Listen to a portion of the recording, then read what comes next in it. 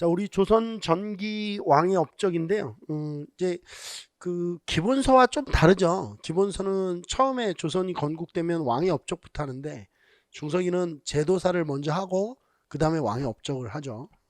고려도 그랬고 뭐 그 전에도 그랬고 제 개인적인 어떤 이 순서예요. 그러니까 제도를 먼저 해놓고 왕의 업적을 배우는 게 좀 더 수월하지 않을까라는 제 생각 때문에 이렇게 교재가 편집돼 있으니까 좀 기본서와 다른 부분이 있으면 좀 역시 너그럽게 이해 좀 해주세요. 제가 수업하는 스타일이니까. 자, 일단 태조부터 좀 한번 보죠. 자, 이성계인데요. 1392년부터 1398년까지가 재위 기간입니다. 그리고 이 1398년이 이성계가 죽은 게 아니고요. 어떤 무인정사라고 해서 큰 정치적 사건이 일어나요. 1차 왕자의 난이 일어나죠.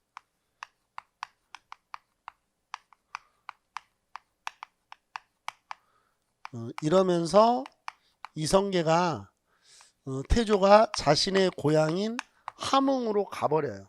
그러면서 왕이 이제 정종으로 바뀝니다. 그래서 재위 기간은 1398년까지라고 보시면 되고요. 조선 건국이 가장 중요한 업적이겠죠. 태조 이성계의 가장 중요한 업적은 1392년에 조선을 건국한 거예요. 자, 도읍에 기틀을 마련하는데 한양으로 천도를 합니다. 우리 조선이 건국된 거는 1392년이고 1392년 조선이 건국됐을 때 어디서 건국됐느냐? 제가 개경에서 건국된 거라고 그랬죠. 그리고 2년 뒤에 한양으로 수도를 바꿉니다. 경복궁을 건설해요. 1395년에 건설이 되는데요. 이런 이제 경복궁 건설이나 한양천도에는 이제 태조의 브레인이었던 정도전의 역할이 크게 작용을 하겠죠. 궁궐, 경복궁이죠. 궁궐, 종묘. 종묘는 선대 왕에게 제사를 지내는 거죠. 근데 이성계에 선대 왕이 없잖아요. 뭐 아버지, 할아버지 뭐 이런 사람들 왕으로 추존시키고 이제 종묘를 하는 거죠. 그다음에 사직은 토지신과 곡식신에게 제사 지내는 거예요. 우리 뭐 사학 같은 거 보면 종묘 사직을 지키십시오 뭐 이런 말 있잖아요. 이게 이제 종묘는 선대 왕에게 제사 지내는 거고 사직은 우리가 이제 농업국가니까 토지신과 곡식신에게 제사 지내는 걸 사직이라고 합니다. 이런 것들을 건설하는 거죠. 통치 체제를 정비하는데요. 고려의 통치 체제를 처음에는 그대로 유지하려고 노력을 해요. 바꾸지 않고 대표적인 게 도평이 사사 이런 거 있잖아요. 국가 최고 회의 기구였던, 그러니까 정무 기구였던 이거 그대로 유지합니다. 고려의 도평이 사사 이런 거 그대로 계승하죠. 의흥삼군부라는 게 설치돼요. 의흥삼군부. 자, 우리 좀 까먹었을 수도 있는데 한참 전에 배웠던 거라서 그 고려가 멸망하고 조선이 건국되는 과정 보면 위화도 회군이 있었어요. 위화도 회군. 그 위화도 회군 이후에 삼군도 총재부라는 게 설치가 되거든요. 1391년에. 그걸 왜 설치했냐면 그 군대를 최영이 장악을 하고 있었는데 이 최영이 장악하고 있던 군대를 이성계가 장악하기 위해서 새롭게 이제 군사 조직을 만들죠. 그게 삼군도 총재부예요. 1391년에 만들어진 이 삼군도 총재부를 의흥삼군부로 개편한 겁니다. 병권장악 목적으로 설치하였던 삼군도 총재부를 의흥삼군부로 개편했다. 1393년에 이렇게 보시면 돼요. 조선 초기 군령과 군정, 그러니까 군정이라는 건 이제 군사 행정 이런 걸 총괄하던 관서였다. 이렇게 보시면 됩니다. 의흥삼군부예요. 자, 그다음에 느닷없이 사료가 나오는데 그 여러분들 밑에 보시면 그 정도전의 정치 사상이라고 해서 사료를 넣어놨는데 일단 칠판만 보시죠. 칠판만 보시고 제가 좀 읽고 나서 얘기를 좀 할게요. 정도전의 정치 사상인데 조선 경국전에서 발췌한 겁니다. 조선 경국전은 정도전의 어떤 정치 사상이 담겨져 있는 정치 철학서예요. 그러니까 이거를 자꾸 법전으로 아시는 분이 있는데 경국전은 법전이 아닙니다. 그러니까 조선시대의 어떤 최고 성문 법전은 조준의 경제 육전이에요. 이거는 정도전의 정치 철학서라고 보셔야 되는데 한번 읽어볼게요. 임금의 직책은 한 사람의 재상을 논정하는 데 있다고 하였으니 바로 총재를 두고 한 말이다. 총재는 위로는 임금을 받들고 밑으로는 백관을 통솔하여 만민을 다스리는 것이니 직책이 매우 크다. 또 임금의 자질에는 어리석은 자들도 있고 현명한 자들도 있으며 강력한 자들도 있고 유약한 자들도 있어서 한결같지 않으니 임금의 아름다운 점은 순종하고 나쁜 점은 바로잡으며 옳은 일은 받들고 옳지 않은 것은 막아서 임금으로 하여금 가장 올바른 경지에 들게 해야 한다. 자, 읽어보면 뭐 뭔지도 모를 수도 있고 뭐 금방 이해가 되시는 분들도 있고 뭐 다 다르시겠죠. 근데 제 얘기를 좀 들으셔야 돼요. 그러니까 정도전이 봤을 때 임금은 재상을 논의해서 뽑는 일만 하면 돼요. 그러니까 임금이 직접 정치를 할 이유는 없다는 거예요. 왜냐하면 임금은 복불복이죠. 이게 선출직이 아니고 세습직이잖아요. 그러면 예를 들어서 아빠는 훌륭한데 아들이 조금 좀 부족할 수도 있잖아요. 그러면 아빠 때는 부흥을 하는데 중흥을 하는데 아들 때는 이렇게 무너질 수도 있죠. 이렇게 국가를 이렇게 복불복에 맡길 수는 없는 거야. 그잖아요. 지금 정도전의 얘기는 그 얘기야. 그러니까 임금의 자질에는 훌륭한 자질도 있고 훌륭하지 못한 자질도 있어.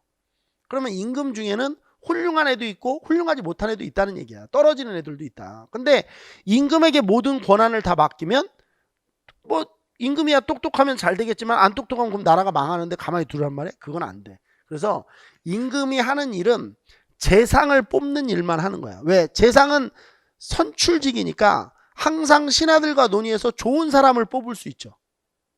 그렇잖아요. 그럼 국가를 복불복으로 운영하지 않아도 되는 거야.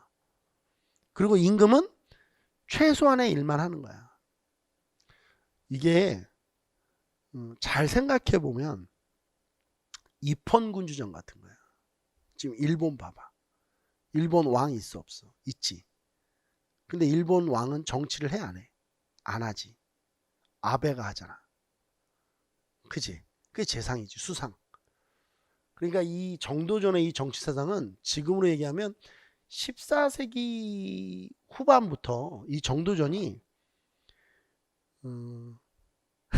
입헌군주정을 주장하고 있던 정치 철학자라는 거야. 그리고 이게 놀라운 이유는 왜 놀랍냐면 우리가 이제 나중에 근대 공부하다 보면 서양사에서 근대 공부하다 보면 뭐 로크니, 홉스니, 루소니 이런 이제 뭐 몽테스키우의 삼권 분립이니 이런 뭐 프랑스 계몽 사상을 바탕으로 해서 일어난 여러 정치 사상가들을 배우기도 하거든요, 세계사에서. 근데 그 사람들은 대부분 정치 사상가예요. 근데 이 정도전은 정치 사상가이면서 실천가야. 실제로 500년 고려를 무너뜨린 사람이거든요. 그리고 뭐 정도전이 끌고 간 건 아니지만 500년 이어질 조선을 건국한 사람이에요. 1000년의 역사를 실제 자기가 정치적으로 만든 사람이죠. 저는 정치인 중에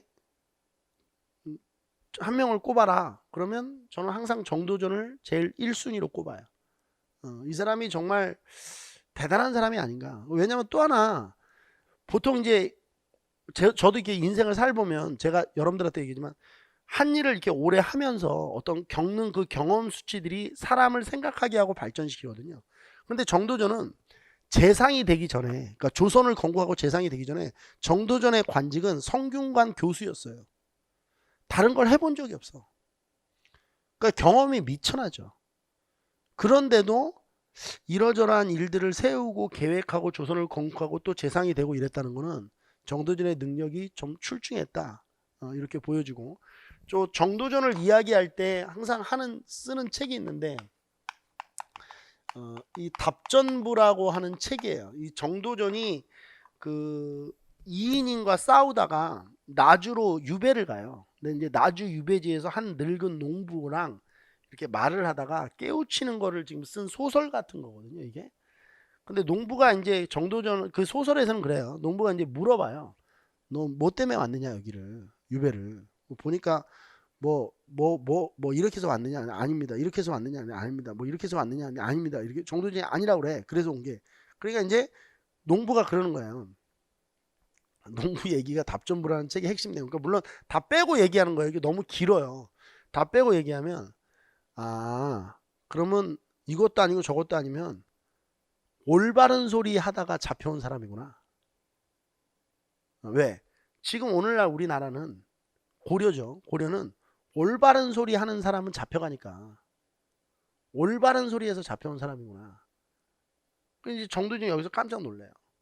그리고 이 얘기가 더 웃겨요.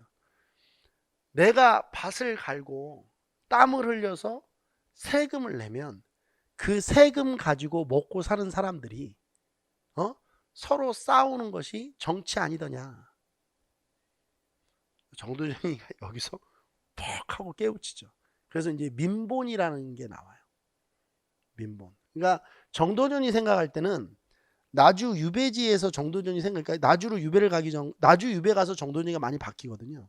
근데 정도전이 생각할 때 뭐였냐면 이런 그 이제 촌부죠. 농사를 지는 그런 이제 그 농부들은 미천한 사람들이라고 생각했어요. 그러니까 생각도 없고 교육도 못 받았으니까 공부도 못 하고 아주 생각이 없는 사람이라고 생각을 하는 거죠. 말 그대로.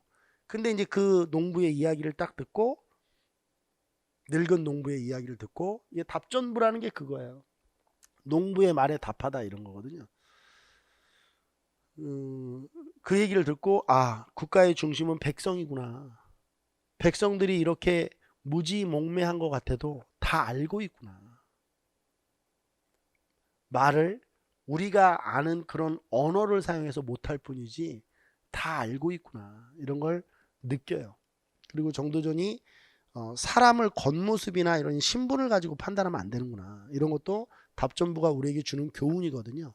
제가 대학교 때 이거 강독하는데 답전부 강독에서 제가 많은 걸 느꼈어요. 그러니까 정도전이라는 사람이 이 글을 쓰면서 어떤 생각을 하면서 썼을까 이런 생각을 하니까 야 우리나라에도 정치 어떤 철학가가 있구나 라는 생각을 제가 그때 당시 했어요. 그래서 수업을 할 때마다 제가 답전부에 대한 이야기를 좀 많이 해드리는 편이거든요.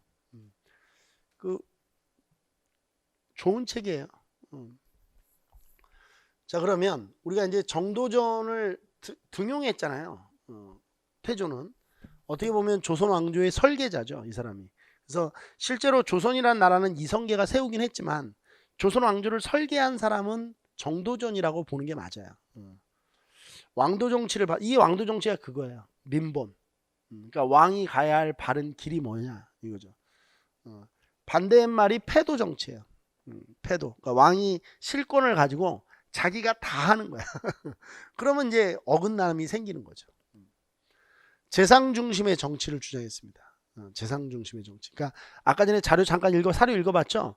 재상에게 모든 걸 맡기고 왕은 뒤로 빠지는 거예요. 민본적 통치 규범을 마련해야 된다라고 얘기했고 그 과정 속에서 조선 경국전이라는 책을 써요. 조선 경국전. 그러니까 경국이라는 건 나라를 어떻게 경영해야 되느냐에 대한 거죠. 경제 문감이라는 책도 민본적 통치 규범을 위해서 쓰여진 책이에요.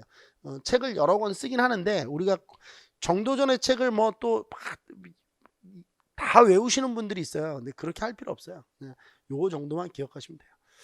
성리학적 통치 이념을 확립하기 위해서 또 노력을 하는데 여기서 성리학적 이념을 확립하기 위해서 그 전에 통치 이념이 뭐였어요? 불교죠. 물론 고려 시대부터 유교적 정치 이념을 사용하려고는 노력을 했지만 사회, 경제, 문화에 이렇게 밑바탕에 깔려서 돌아가는 건 불교였단 말이에요. 그러면서 성리학도 유교의 계파이긴 하지만 신유학이니까 아무튼 기존의 불교를 무너뜨려야 돼요. 그래서 불시잡변이라는 책을 저술해요. 불시가 석가거든요. 석가가 이야기한 잡스러운 이야기 이런 뜻이죠. 야 정말 이 정도는 돼야 나라 세우나 봐요. 여러분들 그런 말 할 수 있어요? 석가가 떠든 잡스러운 이야기, 뭐 예수가 떠든 잡스러운 이야기. 이런 성인분들한테 이런 얘기를 어떻게 합니까? 이 정도 포스가 있어야 되는 거예요.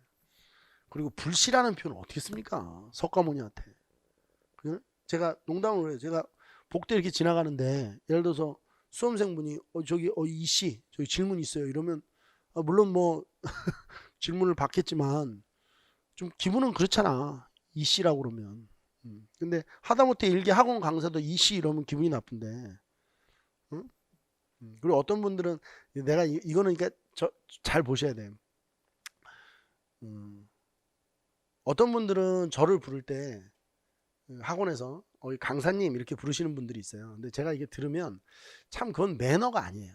물론 제 입으로는 저는 중석이라고 하잖아요. 그렇잖아요?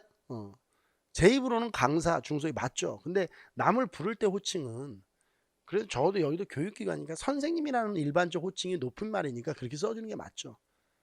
제가 그 대인 관계할 때 나이가 드신 분들한테 어르신, 저기 어르신, 어이가 아니죠. 어르신 이렇게 부르지. 저기 할아버지, 나이 드신 분 이렇게 부르지는 않잖아요. 사람 사는 지혜인데 그 호칭이나 이런 것들을 잘 이렇게 못 하시는 분들이 많은 것 같아요. 가끔씩 갑자기 생각나가지고. 강사님 질문 있습니다. 물론 강사예요, 직업은. 그래서 저는 우리 해커스만 교수라는 표현 안 쓰는 것도 누구 때문인지 알죠? 교수라는 표현도 안 쓰잖아요. 그러면 그래도 적어도 학생들은 선생님이라고 해줘야지. 이강사님 뭐 이게 뭐야? 아유, 참 사회생활 진짜. 아이고. 하여튼 이거 불씨 기분 졸라 나빠. 그래서 유학의 입장에서 불교를 비판한 겁니다. 뭐 이러저러한 얘기를 하는데 그 중에서 이제 하나는 유학에서는 자식이 부모한테 효도를 해야 되는데 불교는 출가를 하잖아요. 이게 말이 안 되고. 그다음에 유학에서는 이제 군주를 섬겨야 되는데 군주가 아닌 다른 신을 부처를 섬기니까 이런 것들도 말이 안 돼요. 뭐 이런 여러 가지로 입장에서 깬 거죠. 그다음에 대명 정책인데 이게 이제 나중에 외교사 할 때 명나라와 조선이 초기에 관계가 안 좋거든요. 그 명나라와 초기의 관계가 왜 안 좋았는가 할 때 이게 나와요. 요동 정보를 추진하려고 해요. 정도전이. 그걸 목적으로 진도라는 진법서를 편찬해요. 진법서를. 실제로 진짜로 공격을 하려고 했던 것 같아요. 요동 정보를 추진한 거죠. 근데 이제 수험생분들이 이걸 물어보세요. 선생님, 제가 알기로는 고려 말에 최영이 요동 정보를 주장할 때 이성계는 사불가론을 얘기하면서 요동 정보를 막았잖아요. 그때 정도전도 막지 않았나요? 예. 근데 정도전은 막았는데 왜 조선이 건국되면서 요동 정보를 추진하나요? 모순 아닌가요? 이건 정말 그 시간의 어떤 그 경과에 따른 이해를 못하는 건데 정도전이 고려 말에 이성계가 사불가론을 이야기할 때 요동정벌 반대론을 피력할 때 정도전이 찬성을 하죠. 그때는 왜 그랬냐면 그때는 고려 왕조가 요동을 칠 수 없다라고 봤어요. 명나라를 칠 수 없고 그리고 명을 쳐봤자 뭐 할 거야. 고려는 거기까지 세력을 넓힐 수도 없고 힘도 없는 나라고 자기네 말 그대로 자기네 나라 통치도 못하면서 무슨 명을 쳐. 그건 말이 안 돼. 그리고 그때 정도전은 말 그대로 성균관의 교수야 그냥. 그러니까 일개 그냥 대학교 교수였단 말이야. 그러면서 자기 의견을 얘기한 거야. 근데 이때는 시간이 지나서 이성계는 왕이 됐고 반대했던 정도전도 재상이 됐단 말이야. 조선의 어떤 이 위상을 보여줘야 되잖아. 포지션이 달라진 거야. 그때 이성계와 이때 이성계 다른 거고 그때의 정도전과 이때의 정도전은 다른 거야. 상황이 달라지면 행동과 말이 달라져요. 항상 똑같은 주장을 할 수는 없는 거야. 우리 정치 보면 제일 유나 야당이었던 애들이 여당 되면 어떻게 돼? 야당처럼 열심히 개혁해? 개 지랄하지 말라고 그래. 하는지 봐봐. 그렇잖아. 그런 거야.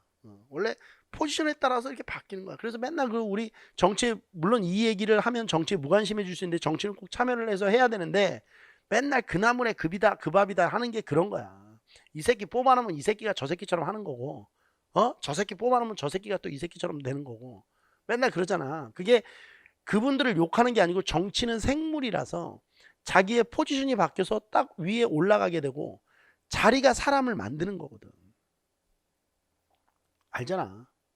그러니까 이 정도전이 요동정보를 추진하는 것도 이상해야 할 일이 아니야. 왜 반대했다가 해요? 자리가 사람을 만든다니까. 자리가.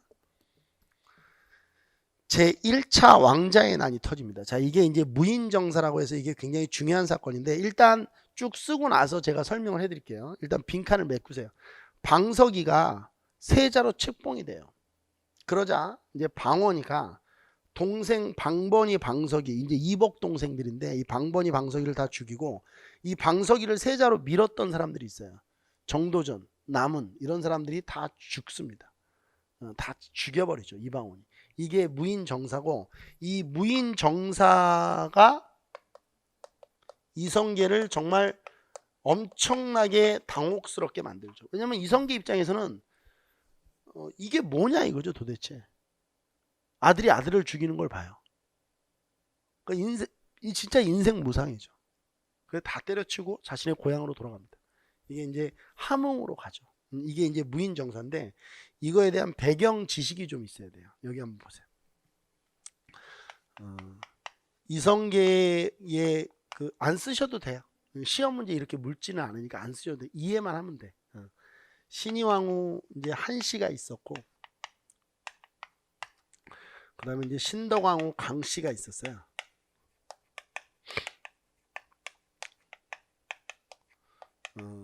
좀 얘기를 좀 해야 되는데, 신의왕후 한씨는 이성계 얘기 좀 하죠. 이성계가 이제 함흥 지역의 변방 무사였어요. 우리 쌍성 총간부 탈환할 때 이성계가 그 역사의 수면 위로 올라왔다 이런 얘기 했잖아요. 변방 무사예요. 그냥 가문도 그렇게 좋지 않았어요. 물론 그 이성계의 고조부였던 이한사라는 사람이 원래 전주 지역에서 살고 있었는데 이한사 때는 좀 괜찮았어요. 근데 이한사가 전주 지역의 수령과 대립을 하고 마찰을 하면서 문제가 생겨가지고 함흥 지역으로 이제 변방으로 유배를 온 거예요. 그러면서 이제 이성계 가문이 몰라 그랬죠. 그래서 이제 이렇게 있었는데 이성계라는 사람은 고려 어떻게 보면 최고의 무신이에요. 그러니까 고려 최고의 무신입니다. 최영, 이성계 이 둘이 고려 최고의 무신이에요. 근데 이성계 입장에서 보면 이렇게 가문에 어떤 한계가 있었단 말이야. 그래서 이성계가 처음 어렸을 때 이제 젊었을 때 결혼을 할 때는 신의왕후 한씨라는 분과 결혼해. 나중에 이제 왕후가 된 거고 이분은 조선이 건국되는 걸 보지 못하고 죽어요. 신의왕후 한씨를 얻었는데 이 사람도 이성계가 별 볼 일 없는 사람이었으니까 이분도 별 볼 일 없는 가문의 여식이에요. 가문 이제 신분제 사회니까 이때는. 그래서 뭐 이렇게 얻었어요. 근데 이제 이분이 아들하고 딸을 많이 낳았는데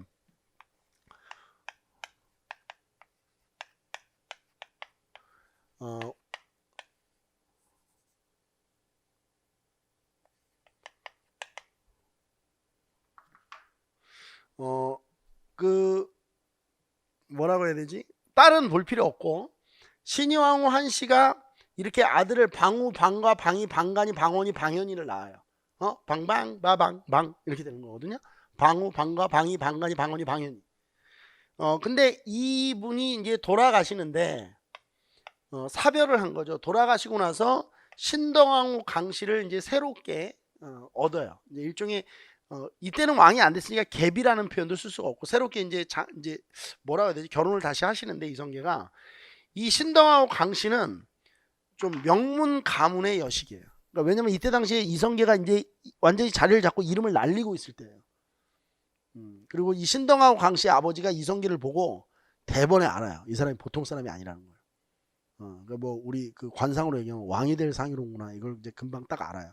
그래서 이제 자신의 여식을 이렇게 아들 딸이 있는 이성계에게 시집을 보내요. 이분은 초혼이었는데.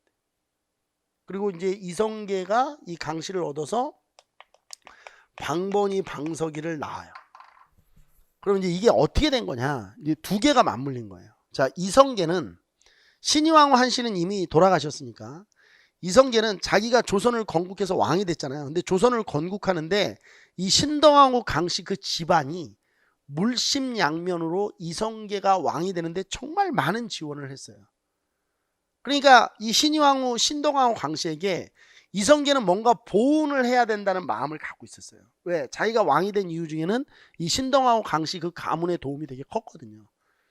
그럼 보훈이라는 걸 어떻게 해요? 은혜를 신덕왕후 강씨가 낳은 아들에게 왕을 물려주려고 했던 거야. 이성계는.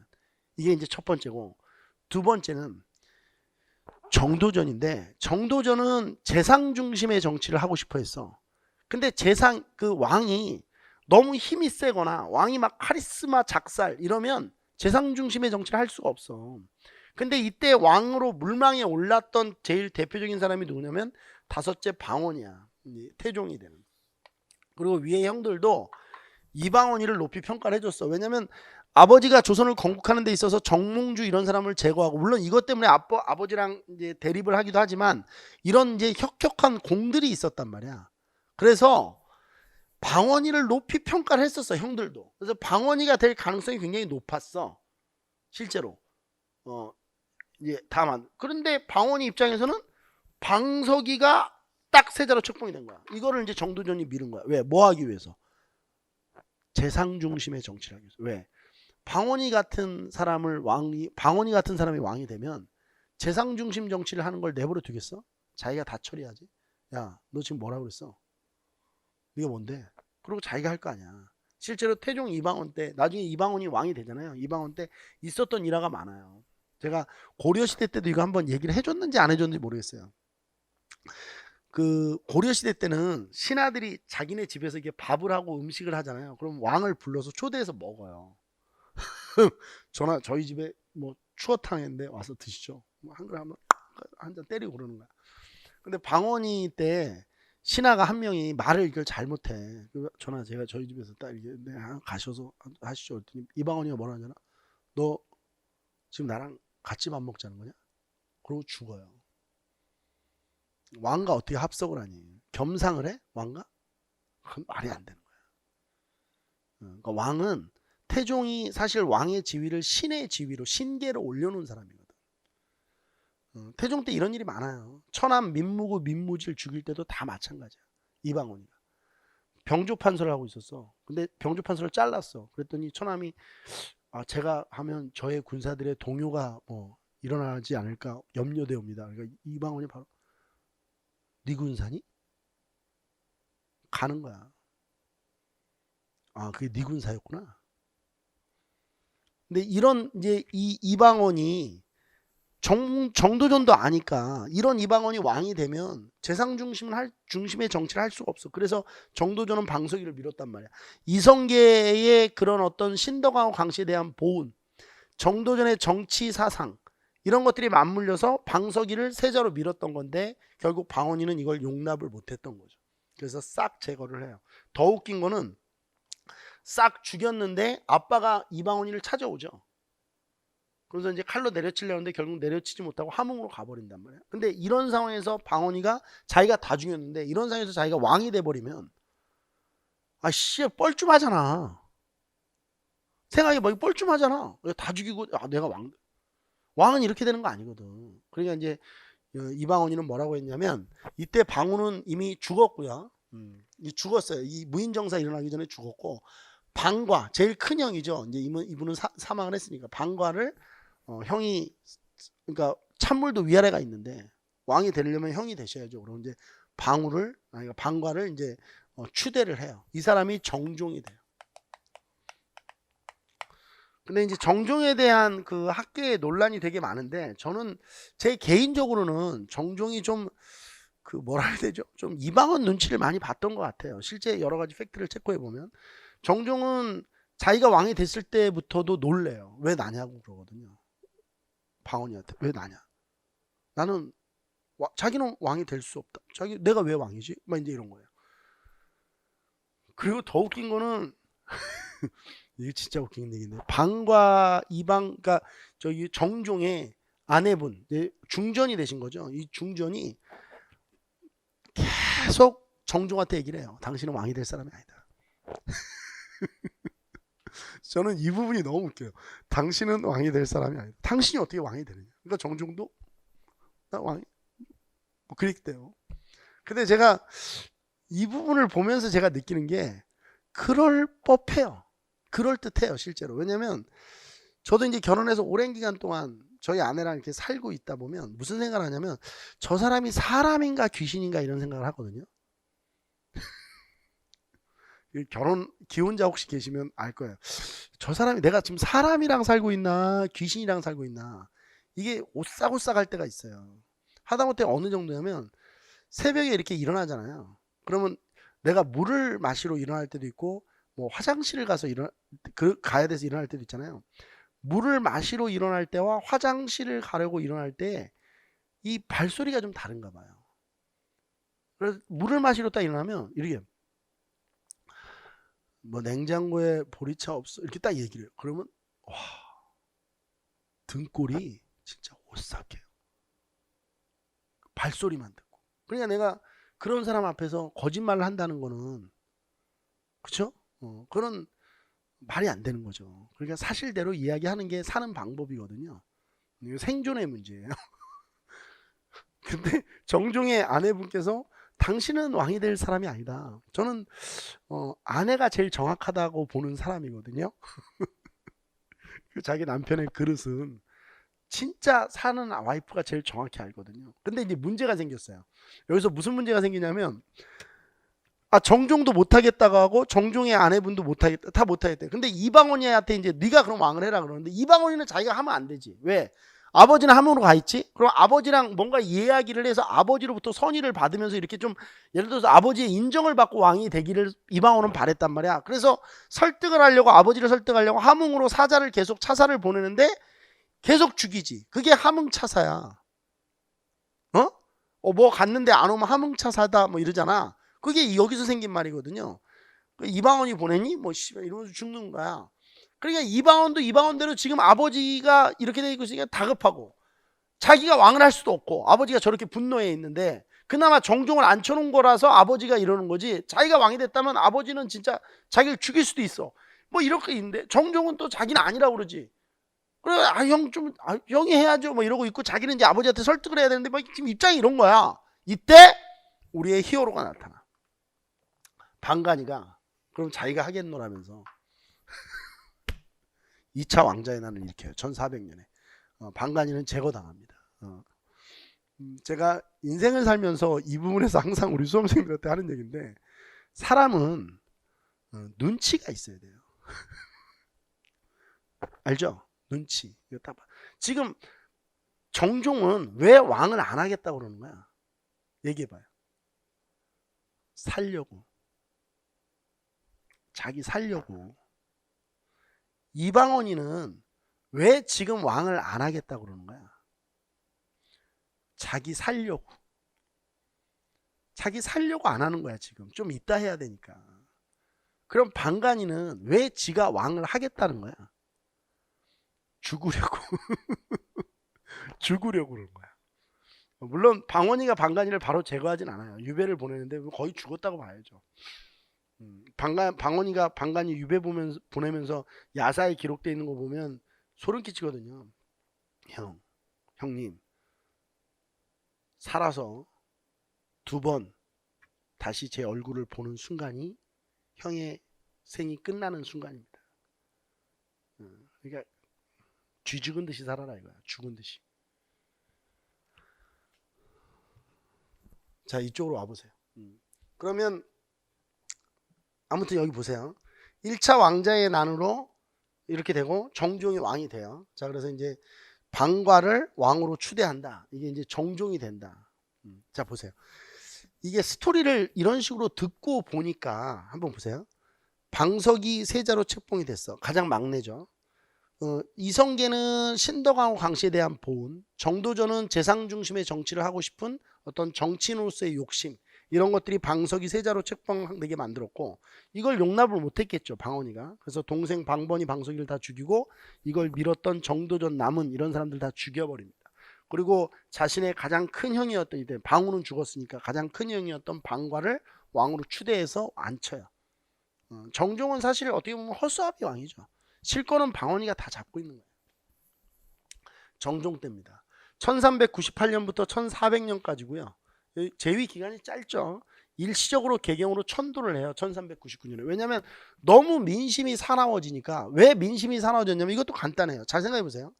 썩은 고려를 무너뜨리겠다라고 무너뜨리고 새로운 나라를 만들겠다고 조선을 세웠어요. 근데 조선에서 지금 왕족이 이런 일이 벌어지고 있어. 막 형이 동생 죽이고 이러고 있어. 백성들이 어떻게 생각하겠어요? 이거 지금도 만약에 우리 대통령이 집안이 이렇게 돌아가잖아요. 그럼 지금도 대통령을 신뢰 안 해요. 저렇게 집안 단속도 못하는 사람이 무슨 국가를 단속하니. 그런 생각을 하겠죠. 정치 혼란을 피하기 위해 일시적으로 이제 개경으로 옮겨요. 물론 이후에 이방원이 태종이 왕이 되고 나서 다시 한양으로 다시 들어옵니다. 다시 환도가 되지만 일시적으로 개경으로 천도를 해요. 도평이 사사, 이게 이제 중요한데 도평이 사사를 의정부로 바꿔요. 이것도 정종이 바꾼 게 아니에요. 정종 시기에 이방원이 한 거죠. 의정부로 바꾸고 영의정, 우의정, 좌의정이 회의하는 기구를 만들죠. 이게 이제 정무기구고요. 중추원이라는 기구가 있었는데 중추원에는 추밀과 승선이 있었죠. 이 추밀은 군국 기물을 담당했어요. 이 군사 국가 기밀 업무는 3군부로 넘어가요. 그리고 중추원에 있었던 승선의 기능은 승정원, 우리 배웠죠. 왕명 출납 기구가 만들어집니다. 요렇게 정치 그 기구 개편이 좀 일어났다. 정종 때 이렇게 보시면 되고 2차 왕자의 난이 일어나요. 방간이가 이제 일으킨 겁니다. 눈치 없는 방간이가 방언에게 도전한 거죠. 둘 다 싫으면 날 줘라. 형 꺼져. 이제 이렇게 해서 끝나는 거죠.